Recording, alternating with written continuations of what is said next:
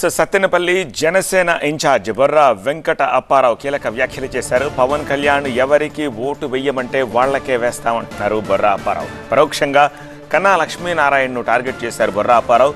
చంద్రబాబు పవన్ కలిసి ప్రకటించిన అభ్యర్థుల కోసమే పనిచేస్తాను తప్ప ఎవరికి వాళ్ళు తామే అభ్యర్థులమని ప్రకటించేసుకుంటే కుదరదంటున్నారు బొర్రా.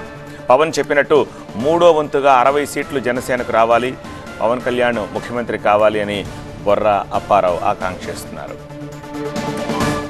చంద్రబాబు నాయుడు గారు పవన్ కళ్యాణ్ గారు కూర్చొని ఒకే టేబుల్లో కూర్చొని అభ్యర్థులను ప్రకటించేనే వాళ్ళని ఉమ్మడి అభ్యర్థిగా భావించి వాళ్ళని మేము భుజానేసుకొని వాళ్ళ పల్లకి కూడా మోస్తాం, వాళ్ళని గెలిపిస్తాం. కానీ అలాంటిది లేకుండా మేమేదో ఇదేమో మాకెవరో చెప్పారు మీరు పోయండి, మీరు ఎంతండి 1,00,000 ఓట్లు మెజారిటీ అంటే మేము చెప్పం, మాకు అవసరం లేదు.